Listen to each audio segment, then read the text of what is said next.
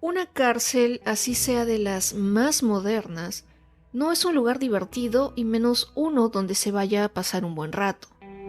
Y peor, es una cárcel casi en ruinas, vieja y abandonada, donde cumplieron sus condenas muchos delincuentes, asesinos, y también donde se abusó de gente inocente. Hoy, en Lugares Misteriosos, conoceremos la historia y leyendas de la vieja cárcel de Charleston, que está ubicada en Carolina del Sur, Estados Unidos.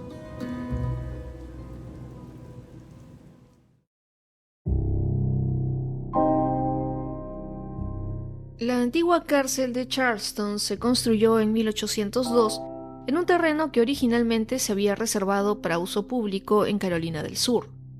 La prisión compartía los terrenos con un hospital, una zona de trabajo y una casa para pobres. El gran edificio funcionó como prisión hasta 1939 y durante ese tiempo albergaría a innumerables delincuentes que dejaron su huella en la historia. Originalmente, el edificio de la prisión constaba de 4 niveles. Una torre octogonal de 2 pisos colocada encima brindaba una vista panorámica de la floreciente ciudad. Para 1855, el edificio tuvo que ampliarse aún más para aumentar su capacidad por la cantidad de prisioneros. Los arquitectos de Charleston, Louis Barbot y John Sale, se encargaron de la renovación de la cárcel y agregaron un gran alerón trasero octogonal al edificio para crear más celdas para la creciente población de reclusos. También agregaron los detalles del Renacimiento románico, lo que le dio al edificio su aspecto dramático y gótico. El ala octogonal reemplazó una que tenía celdas individuales que fue diseñada por Robert Mills en 1822. Desafortunadamente, el terremoto de 1866 dañó gravemente la estructura y la torre tuvo que ser removida de la parte superior. El más alto de los 4 pisos del edificio también fue destruido, llevándose gran parte del trabajo que Barbot y Sale pusieron en la estructura. A pesar de los daños, la cárcel siguió albergando a los presos. Permaneció en funcionamiento hasta 1939, sirviendo de telón de fondo a las dramáticas historias de sus numerosos reclusos.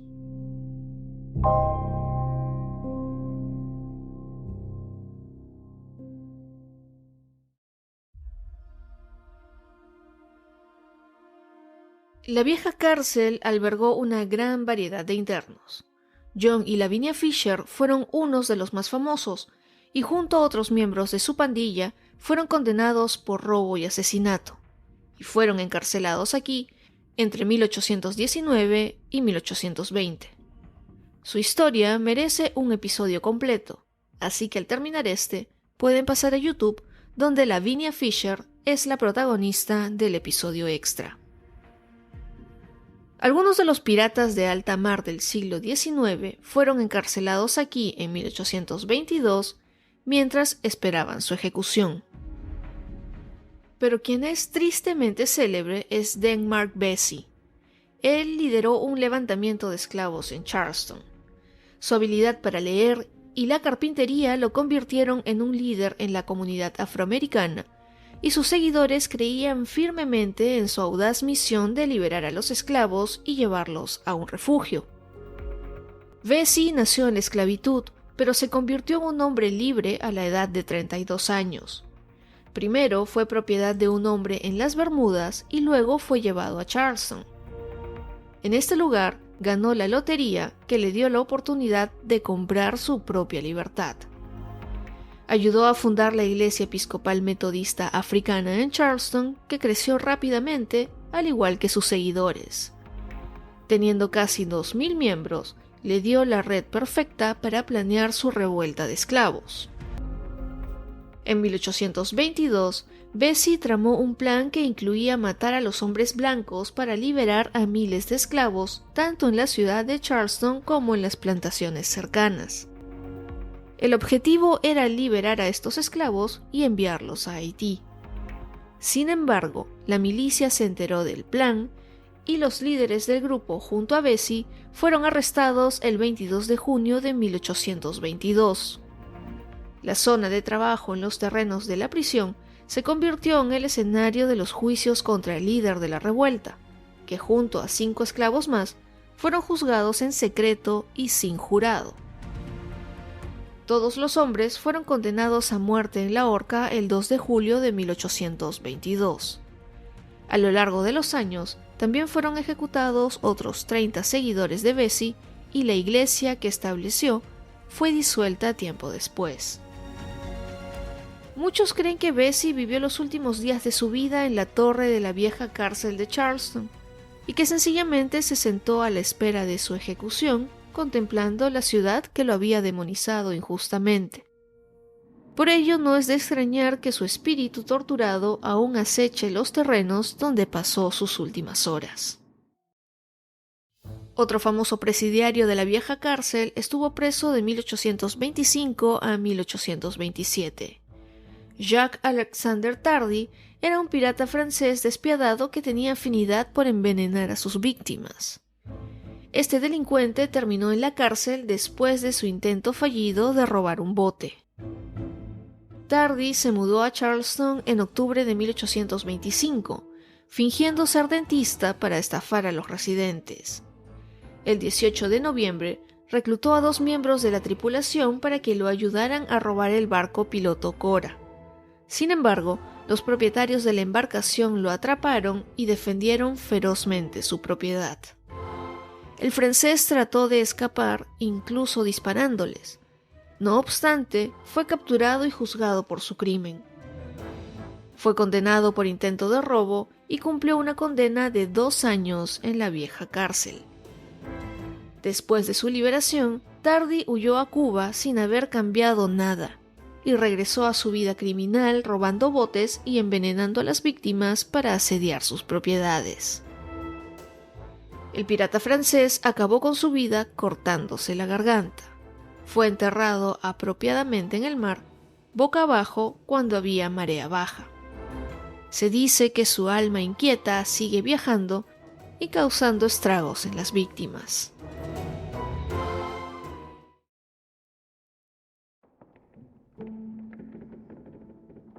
Se cree que la prisión está obsesionada por el fantasma de los reclusos que murieron durante su encarcelamiento. Estas serían almas perdidas que persisten y acechan en cada esquina. Espíritus no solo de asesinos y piratas, sino también de condenados injustamente, prisioneros de guerra y esclavos.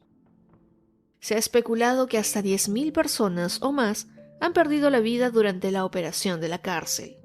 Todavía se pueden ver grafitis en las celdas de los pisos superiores, en las paredes húmedas de la prisión. Algunas de las ocurrencias que suceden en la vieja cárcel hoy incluyen apariciones comunes y corrientes, objetos que aparentemente se mueven solos, voces incorpóreas y susurros fantasmales que emanan de la nada y los conocidos portazos. También se cuenta la historia de una silla de ruedas original que se usó en la década de 1820. Algunas fuentes indican que le perteneció a un niño afroamericano que antes de los 10 años de edad habría sido condenado a pasar un tiempo en la vieja cárcel de Charleston. Este niño estaría discapacitado y necesitaría la silla para trasladarse, pero debido a los excesivos malos tratos de las autoridades, murió en su celda. La apariencia de la silla de ruedas, especialmente con el telón de fondo de viejas celdas y cadenas, es un poco espeluznante, pero la característica notable de esta es que no tiene polvo en el asiento. El respaldo de la silla y los reposabrazos sí se llenan de polvo. Incluso hay nuevos rasguños de vez en cuando en los reposapiés de la silla. También se cuenta que ésta gira repentinamente durante los recorridos turísticos, a veces golpeando a algún visitante en la pierna. Obviamente se cree que la silla está embrujada, tal vez por ese niño que sufrió tanto dentro de la vieja cárcel.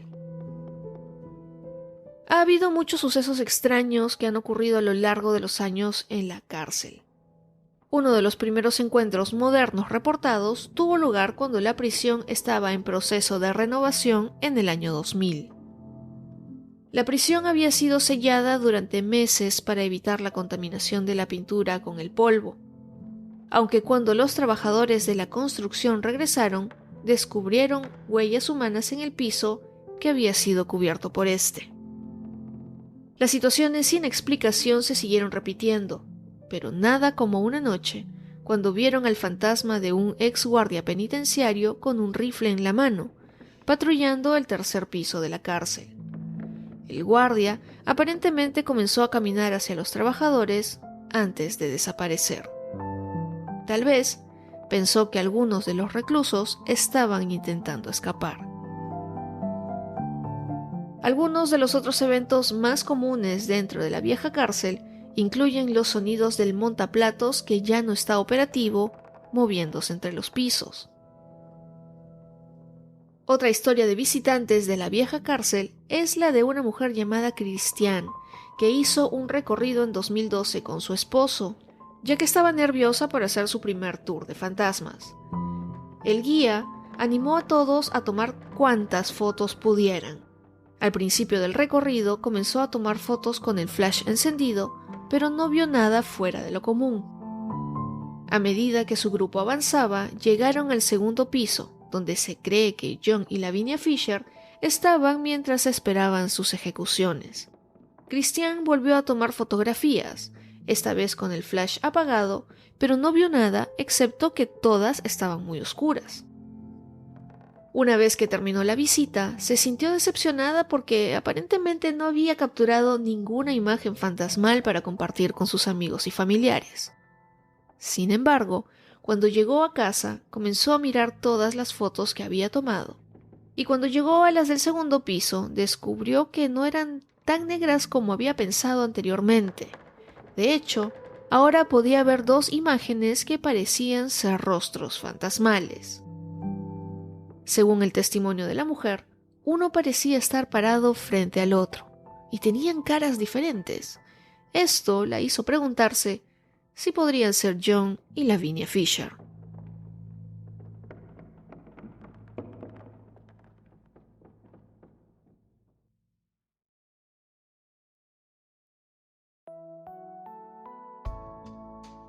Después de su desmantelamiento en 1939, la antigua cárcel de Charleston, junto con el Mariners Hospital diseñado por Robert Mills y otros terrenos, pasaron a ser propiedad de la Autoridad de Vivienda de la ciudad de Charleston para permitir el desarrollo del proyecto de vivienda pública Robert Mills Manor. En el año 2000, el Colegio Americano de las Artes de la Construcción adquirió la antigua cárcel para su uso como campus y sede. Inspirados por el legendario maestro artesano de Charleston, Philip Simmons, el colegio se estableció en 1998 para capacitar a los artesanos en la conservación de edificios, cuya necesidad se hizo evidente en 1989, cuando el huracán Hugo arrasó Charleston y dañó severamente muchas de las estructuras históricas de la ciudad. Al adquirir la vieja cárcel, esta institución completó un programa de estabilización de emergencia para preservar las instalaciones de la cárcel original, la mayoría de las cuales permanecen intactas. El programa consistió en múltiples intervenciones de un periodo de varios años, la mayor de las cuales fueron torres de acero estructural que se construyeron dentro del bloque de celdas principales. En diciembre de 2016, la vieja cárcel de Charleston se vendió a Old City Jail LLC, una sociedad controlada por la empresa de bienes raíces Landmark Enterprises, con sede en Mount Pleasant. Esta empresa está planeando actualmente una renovación importante y un esfuerzo de preservación histórica para el edificio y la propiedad. La construcción tiene varios problemas que deben abordarse. Más del 70% del estuco está dañado y una buena cantidad de los marcos de las ventanas de granito deben repararse. Además, es necesario agregar una nueva escalera y un ascensor. Desde 2003 se podían hacer recorridos por la antigua cárcel de Charleston, y en ese tiempo se volvió popular entre los turistas y en la televisión. Ha aparecido en una variedad de programas, incluidos Travel Channel, Food Network, Ghost Hunters, Ghost Adventures, Ghost Brothers y BuzzFeed Unsolved. Actualmente está cerrada al público por renovaciones, así que hay que estar pendientes de las páginas y noticias en Internet para enterarnos de la fecha de apertura.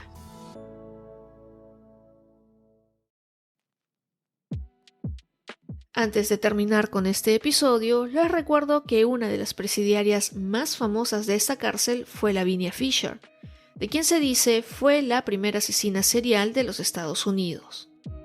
En el episodio extra, que ya está en YouTube, les cuento toda su historia. Y eso fue todo por el episodio de hoy.